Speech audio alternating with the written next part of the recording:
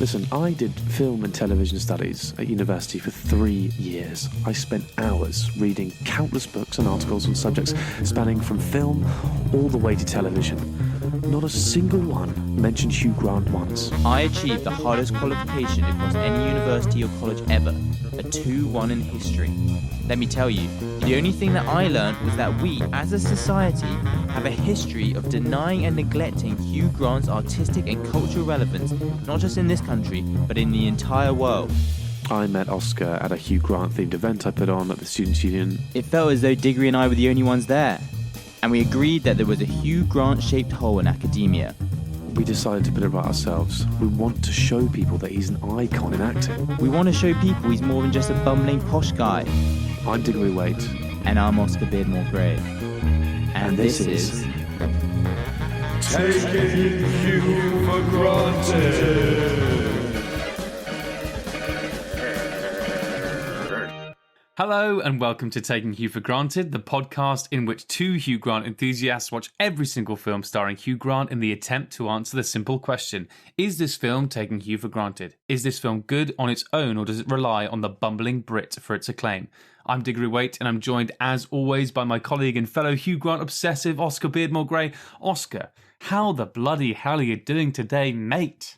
I'm doing a lot better now, Diggs, because I'm talking to you. It's been a bit, hasn't it, since we've done an episode? It feels like months. It might be months. It might well be months. I mean, I think people, obviously listeners won't realise that because they'll be thinking, what are you guys talking about? You've been whipping out shows once every 2 weeks as usual, but they don't realise we backload these bad boys. And it's been quite some time. It's wonderful to see your little face. It is wonderful to see yours too, and excited to talk about this film today. Yes, this film, we're releasing this at the end of June, June being Pride Month. Happy Pride Month, everyone. With it being Pride, we obviously thought we would review I think we've found there's 2 Hugh Grant films in which Hugh plays an LGBTQ plus character. There's a film obviously called Morris, one of the more famous ones. We reviewed that already. That's a good one. That's a great one. And this film, a straight-to-TV film called Our Sons. And we'll obviously give you a synopsis about that in a minute. But as I say, some people will contest this, Oscar, and say they're not the only LGBTQ plus films of Hugh's, because isn't Phoenix Buchanan gay as old boots? I mean, yeah. You've also missed one out, Diggs. A very English scandal. Oh my word! This is what I'm talking about. Thank you so much. The way I'm going to wriggle out of that one is I'm going to say films. Yes, that's fair enough.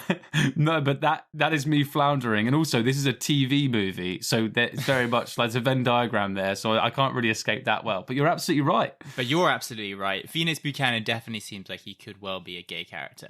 Well, listen, the only reason I say that is because I have seen some fairly fruity fan art on the internet of Phoenix Buchanan, and yeah, let me just say that's something to look up in your own time and enjoy. As I say, I would post it on the Instagram, but we'll get banned. Fabulous. Right, let's talk about Our Sons and have a synopsis from Synopsis Simon. Our Sons, directed by John Erman, written by William Hanley, and released as a TV movie in 1991. Donald Barnes, played by Zeljko Ivanek, is dying of AIDS. His lover, James, played by Hugh Grant, pleads to his mother, Audrey, played by Dame Julie Andrews, to go to Fayetteville, Arkansas, and tell Donald's mother, Luanne, played by Ann-Margret, who has been estranged from her son for years.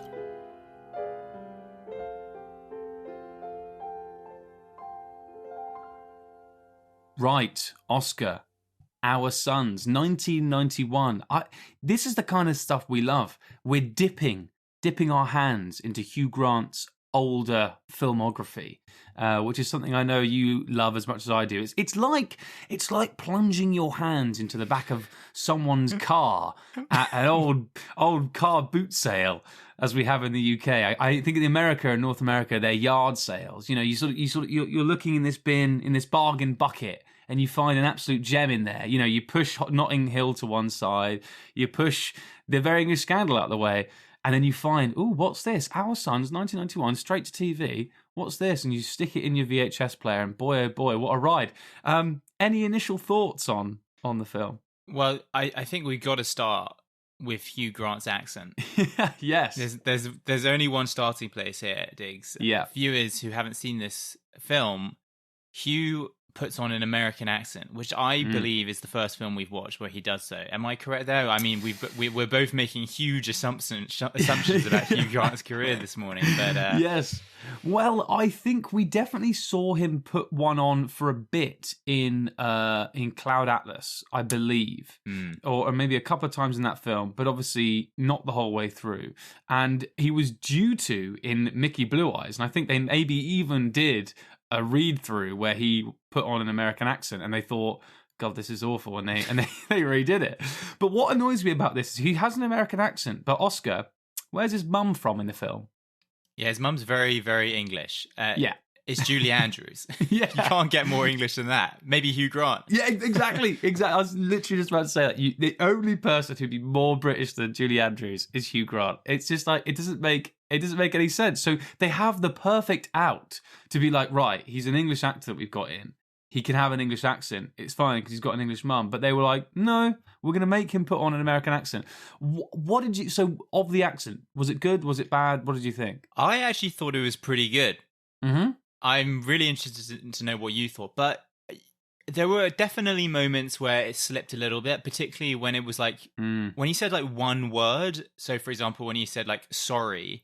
mine, or like there were a couple instances where it was like one-liners where it was like, okay, he sounds very English there. But generally throughout his speech, I actually thought, compared to some of his other accents, like in Impromptu and others, I actually thought it was a pretty good effort. And like what was really strange about it was that he didn't sound like Hugh Grant. Like in some other accents he puts on, it's kind of you think this is just Hugh Grant putting on a really bad accent, but this one he had like a kind of like a different voice. It was a very different voice, and it was very I mean, I don't know my American accents too well, but it definitely felt like it wasn't like a typical American accent with a really strong twang that we may become accustomed to, like listening to Hollywood celebrities, for example. Yeah. No, I completely agree. I know what you mean. It definitely felt like a completely different voice. He kind of sounded like Action Man or something like that. He had a very low register.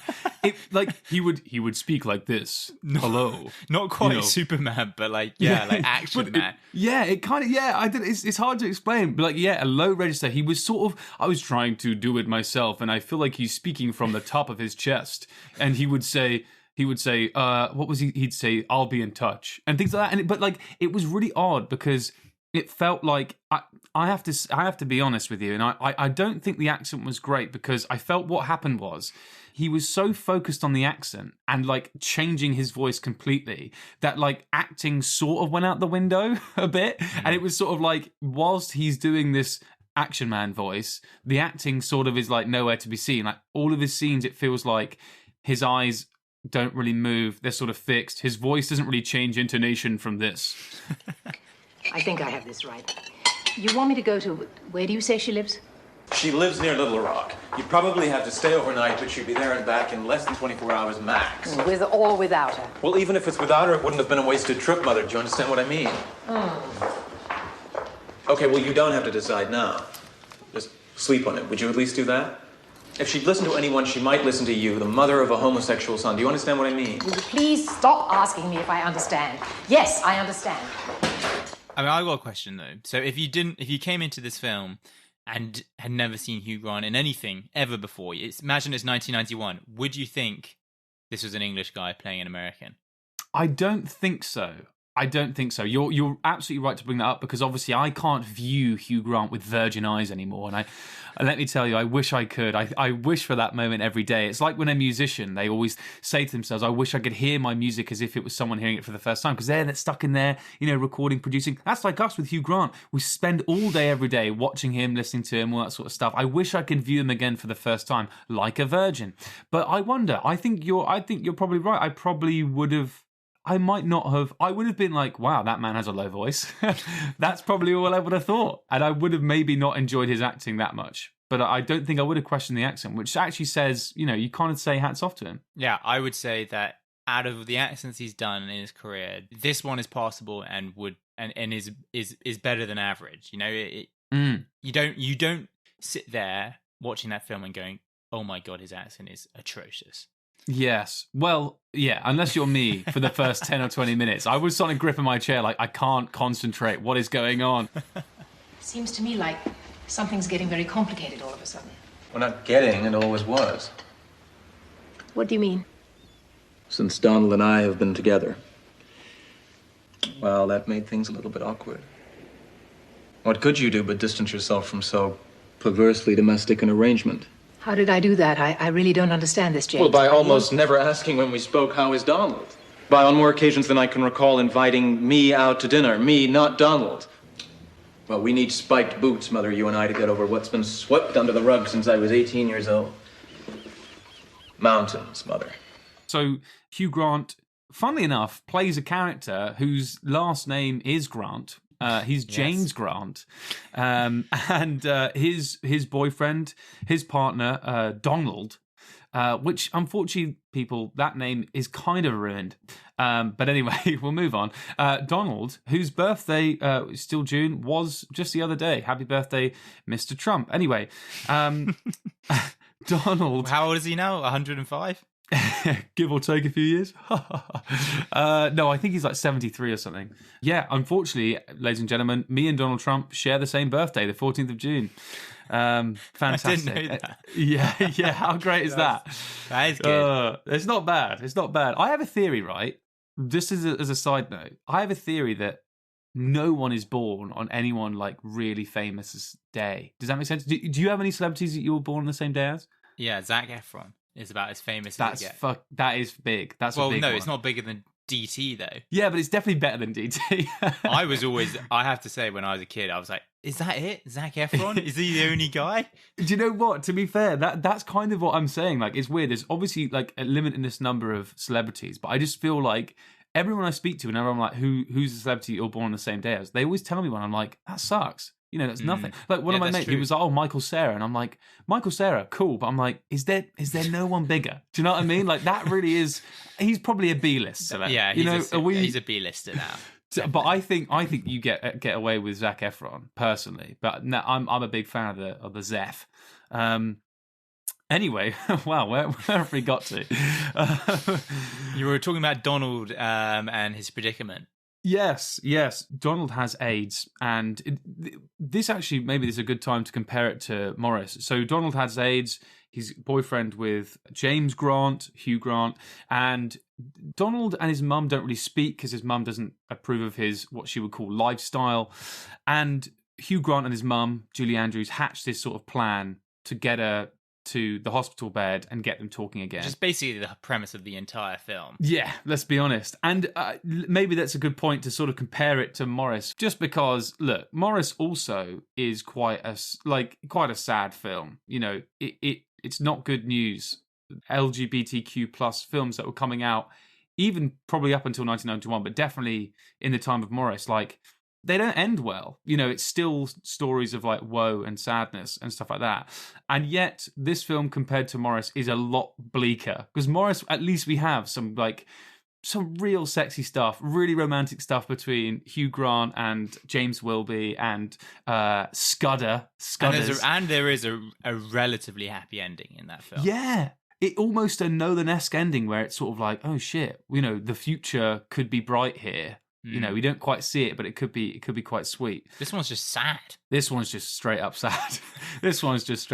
I mean, let's be honest. You don't hear AIDS and think, oh, well, this could end well. I mean, what I think is interesting about these two films is that obviously, I don't pretend to be an expert in these things, but you know, the AIDS crisis was really at its peak in kind of the 80s and 90s, and obviously there were people who wanted to make films about it. And so it's just interesting that these two films came out 2 years apart, basically, because obviously it was something that people wanted to make films about. And I think, like you said, it's just this one.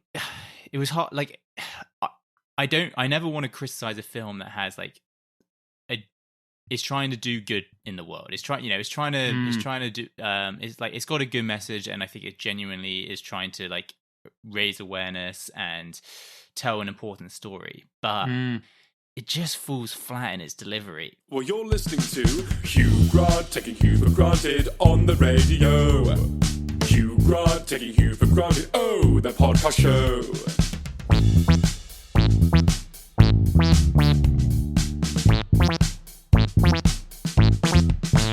Can you explain to me why Hugh Grant rings up Donald's mum with the intention of saying to her, look, your son's in hospital with AIDS. He's going to die. Do you want to see him one more time before he dies? Basically, he rings her up. She eventually answers the phone. He just puts the phone down and he goes, Mum, how about you fly to Arkansas and you ask her, because I just got cold feet. His mum's like, oh, bloody hell, go on then. And it's like, why? It's a strange premise for a film. It's very predictable as well, because, you know, basically what you have is this like very overdone story of like two very different people in the same situation put together, and then they magically become friends. You know, you got Julie Andrews, who's like this sophisticated liberal, you know, urbanite metropolitan working woman with a computer and shit. Yeah, exactly. Versus like this trailer park Arkansas loser, basically. And, you know, there's all this sort of the scene of Julie Andrews coming in with a nice car and trying to convince her to come, and, you know, they have a fight and stuff. And it's just a little bit like, nah. Yeah, it does ring a little bit like they definitely play on the stereotypes, because it kind of feels like, you know, the like middle class woman who can pay for a flight to Arkansas, can then pay for a driver to drive her up to the door of this trailer park to meet this woman, and she like swans in, and she's the one who's like, you know, I'm educated, I'm liberal, blah blah blah, and then don't be so stupid. Like, how can you have these thoughts about gay people? Your own son, Then and the other one is like, my son's one of them, and blah blah blah, and it's just very much playing on the stereotypes. So the way that Donald's mum sort of comes around to be like, oh no, I do like him, is like she goes up, like it's just a really short scene where she like gets a box down, opens the box, looks at some drawings, and then she rings and is like, I'm coming to LA. It's just like, what? No. I feel like we needed a bit more. Yeah, and it was another scene that was like quite predictable, was kind of like, oh, I'm not flying to San Diego, no way. And then I'm going to take a car instead. And she's like, well, you can't do that. And then she's like, okay, I'll come in the car with you. And then obviously they like go on a bonding road trip together where they like, you know, smoke cigarettes and listen to jazz music, and suddenly they're best pals. Yeah. It's like, oh, even though you're middle class and I'm, you know, working class, we can get along because both of our sons are gay. Look, why don't you call me Audrey and I'll call you Luanne? It's so much better than you calling me honey all the time and me calling you nothing. You like this music? I do, yes. You like jazz by any chance? I love jazz. Me too. What do you say? More music writer, and this is one of my favorites. Well, I'm taking you. I'm taking you for granted. Well, I'm taking you. Well, I'm taking you for granted. The bit that really pissed me off, though, is the now bit you're that, just like, laying into it. Yeah, no. There's a lot more in my ammo. I've got at least 3 more bullets in this revolver. But this next one I'm going to fire is very much on the same thing. Is she the bit when Donald's mum eventually agrees to go back with Hugh Grant's mum? They're going to go and see her son who's dying, and on the night that she gets there, in the middle of the night, it shows her like sneaking downstairs, getting in a car. She's packed her bags. It looks like she's going to leave and go back to Arkansas. She's not going to see her son who's dying, and it's a nightmare. You then see a shot of her at the airport. They're like, final call for Little Rock in Arkansas. And you're thinking, oh no. And what you imagine, right, is it cuts back to Julie Andrews waking up, going to, you know, give breakfast to Donald's mum, and oh my God, she's not there. And then it's a mad scramble, and it's like, oh shit, she got cold feet. This is awful. This is terrible. Hugh Grant's going to be sad. Donald's going to be sad. I'm sad. That's what you expect to see. What you actually see is not that at all. The very next shot is Donald's mum back in a car again, driving away from the airport She then drives back into Julie Andrews' house, knocks on the door. Julie Andrews opens it, and she's like, well, my luggage is going back to Arkansas, but I'm staying right here. So it's like, well, there was no jeopardy. You literally introduced the idea that she'd sack it, and then she immediately didn't. There was no, like, there should have been some sort of conflict. We saw nothing. It was over. It started and was over within seconds. It was just so poorly dramatically done. It was so fucking bad. Yeah. Do you have any more bullets you want to get off your chest? Listen, Oscar. Yes, I do. I mean, we can talk a bit more about Hugh and Julie Andrews here and their relationship, because I think one thing that the film does try and get across well is the fact that, like, these mums aren't actually all that different. Donald's mum doesn't speak to Donald, right? However, Hugh and Julie Andrews, their relationship isn't great. No. Not just because of his weird accent and acting, but it feels very stunted. And that's the point. But because of the way it's sort of acted and stuff, it almost doesn't feel real. Like, I actually didn't buy that they were mother and son. Yeah, I agree. Hugh also looked a bit old to be her son. It was, but I agree, their relationship. I mean, I think, like you said, it was kind of on purposely meant to be awkward. Yes. And, you know, obviously the message was that because he was gay, you know, they had disagreements and they didn't want to ever, you know, that was like very much the topic they don't talk about. Like, you just don't go there. And to be fair, when they do have that conversation, that is quite cool and moving. But apart from that, their relationship doesn't feel right. Doesn't feel like they are actually mother and son. But talking about Julie Andrews and Hugh Grant together, this is a good time to mention, I mean, how exciting I'm sure this was for Hugh. We said before we came on air, like, Hugh, there isn't much on the internet about this, but we do know that Hugh is a huge Sound of Music fan. It's his favourite film. He said it's his favourite film after acting as one of the little daughters in, like, Year 5 play or something like that. Brigitte, I believe. Yeah, so, yes, you know, he must have been absolutely gassed about acting alongside Julie Andrews. And I mean, Julie Andrews at this point, you know, she's an old woman now, but she was still a serious Hollywood star at that point. So I'm sure he was pretty starstruck, and I don't want to say that they did a bad job, because I don't know if it was like necessarily them.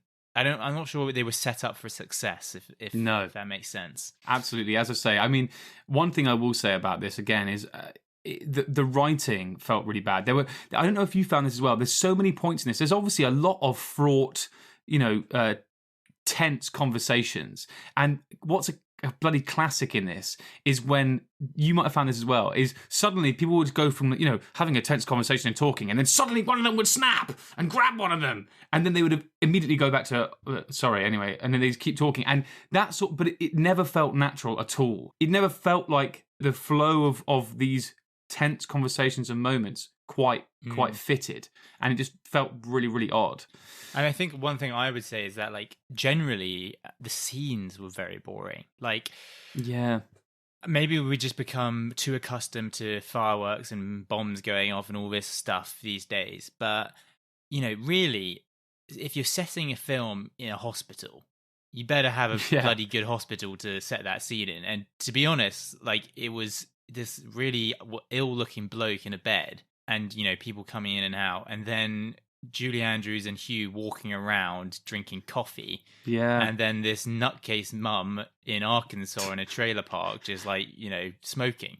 I mean, and that was effectively it. And there was never really anything that, like, perked my interest. Like, I don't know, like, shots of downtown San Diego, or I don't know, like, something that really was unique about Arkansas. I just didn't get a sense of where we were or what. It just felt like we're in California somewhere, nondescript. It was. I think that was something that really I didn't enjoy about this film, is that it had no sense of place, and the scenes were just incredibly bland.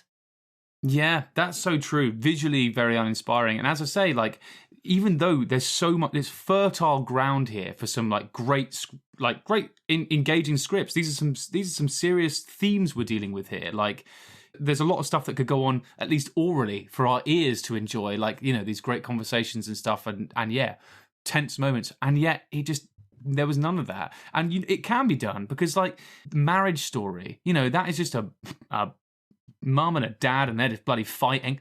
And yeah, it's great. And that, that it is engaging. I mean, last thing I'll say on the writing as well is there was a lot of like what I like to call Hollywood writing, where it sounds really pithy in your head, but actually it just sounds like nothing anyone would ever say. So like there was a bit when he was like, Hugh's boyfriend has AIDS, and so we're all thinking it, and his mum's thinking it, but no one asks it. Maybe Hugh's got HIV and AIDS as well. Like what's going on there? And it's not really talked about, and every now and then they poke at it. And at one point she sort of asks him, and he's like, "This isn't the time to talk about that, mother. This is the time for Donald." And there's not much of that left. And it's just like, no. I completely agree with that, Diggs. Yeah. Because that was a really potentially strong narrative arc in this film. The idea that, oh shit, your boyfriend is going to die of AIDS, and oh crap, like you probably have it too in that case, but you don't want to get tested.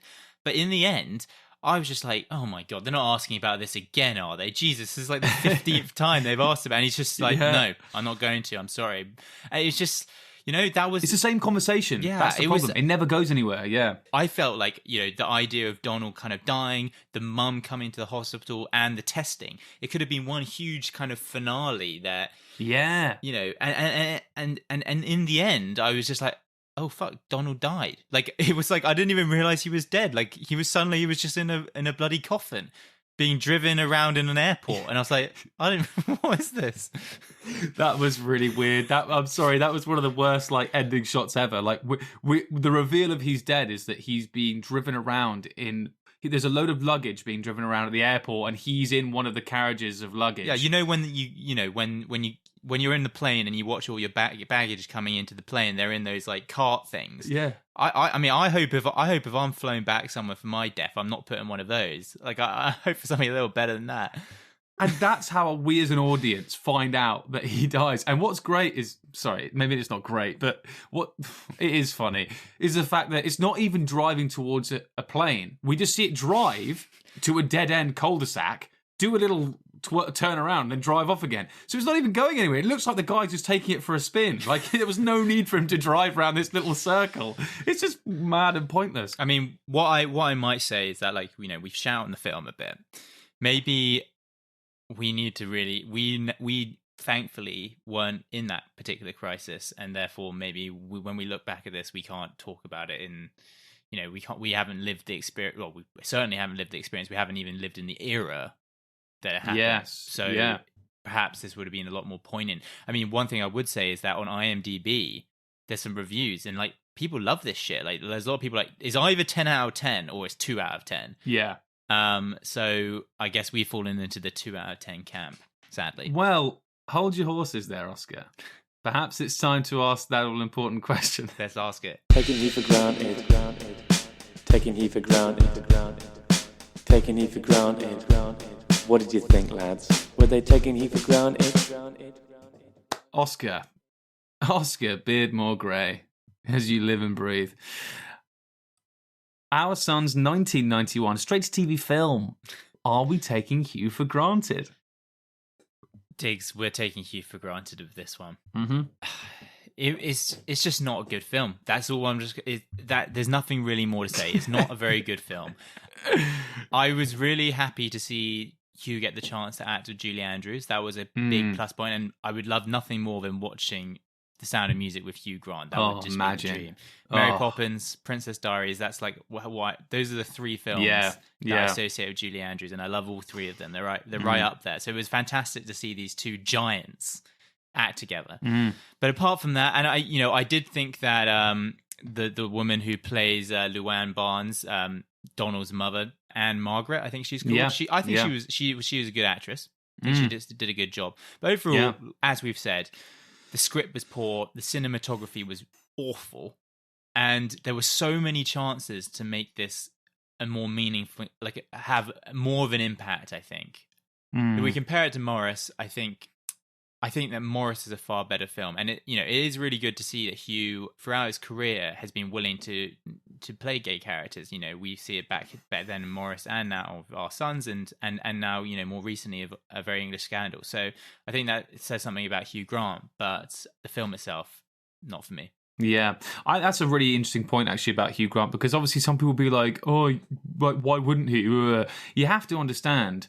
There's other actors. I know Heath Ledger and Jake Gyllenhaal talked about this when they did Brokeback Mountain, which at the time was one of the biggest gay films of all time, if not the biggest. And there was a serious consideration. They were going to get some serious backlash for this, especially in America. And I think that film was released later than both of those that you mentioned, Morris and Our Sons, for Hugh Grant. So no small thing. And as you say, I think it's a testament to his character. And but anyway, my thoughts on the film. Oscar, this film is not taking you for granted. Oh my word! How could you do this to me? Look. Maybe I will regret this. However, we've talked about this before about how I have to trust how I watch the film. And today, as I told you before we were on air, I was very, very busy at work. And I think watching this film perhaps was, for me, a wonderful release. I got to watch my favourite man on screen doing some wacky stuff with the accent. And the fact that it was a TV movie and that I could like poke fun at it and look at all the holes and sort of, it was very gentle and easy to understand and easy to follow, I think really today suited me down to the ground. I was not bored for a second, which is very, very surprising. These themes, even if the film didn't show off the themes and some of these like points of tension very well, I think the film inspired me to think about them enough that I sort of enjoyed it, you know? And I sort of feel like I came away with something as a result of that. Even if the film itself didn't do a very good job of exploring them, I feel like whilst the film was going on, I was exploring them within myself and in my head. And I feel like when something inspires you like that, you have to give it some credit. And rather oddly, I am going to say that as a result, if I'm being true to the experience that I just experienced, half an hour ago, I'm going to say this film is not taking you for granted, which is a real surprise. But I did oddly really enjoy it. I'm really pleased. Split decision, we don't want to vote Hugh down. So no, another one not. to put in the split decision chart. So yes, excellent stuff. There you go. I mean, look, what I will say is, ladies and gentlemen, what you might think is, oh bloody hell, they're sitting on the fence again. And I know what you're saying. And look, Oscar, are you going to shift here? Which side of the fence are you going to come on? If I tugged at you and you tugged back at me, I feel like it's only fair that I hopped over to your side of the fence. I'm not going to. I think we should put this down as an official. But I just think, just in case people are like, oh, how can you shit on the film for half an hour and at the end go, oh, I liked it. I think I would probably stick to my guns. Like sometimes sometimes I watch Hugh, like there aren't many, but this was one film where I was like, "This, I'm not really enjoying this very much." If I'm being honest. The question is, will I ever voluntarily watch this film ever again? No. So I think that tells you all you need to know. So look, we're going to take this as a split decision. However, if you want to, I know that a lot of you have got your own sheets up on the wall, and every time you listen to one of our episodes, you mark down where we've put it on your little sheet up on the wall on your graphs. You can put this one down if you want to on the side of it is taking you for granted. But for the rest of you, we'll be putting it in the middle. And for the rest of you, thank you so much for listening. It's been another wonderful episode. We hope you've enjoyed it. And please do follow us on all the socials. We've been having a wonderful time lately on there, posting some great fun stuff. So do follow us there at Taking Hugh for Granted on Instagram and Facebook, at Taking Hugh on Twitter. Oscar, is there any other bits of housekeeping going on? I don't think so. I think you got it all, Diggs. There you go. Enjoy what little time there is left of this Pride Month. Get out there, show your support, fly the flag, just be great. And have a good time. Watch this film. Why not? That's something you can do. We've given it a glowing review, so I'm sure you guys are going to love it. Fantastic. Well, thank you so much for listening, guys, and we'll see you on the next one. Bye. Bye.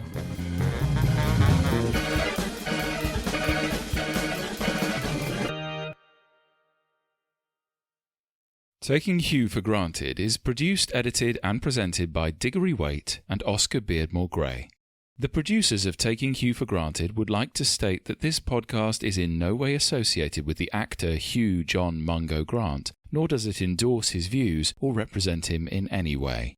Instead, by creating this podcast, Oscar and Diggory hope to celebrate Hugh's illustrious career, reliving his old classics and shedding light on some of his hidden gems. Hugh, if you're listening, we hope you approve.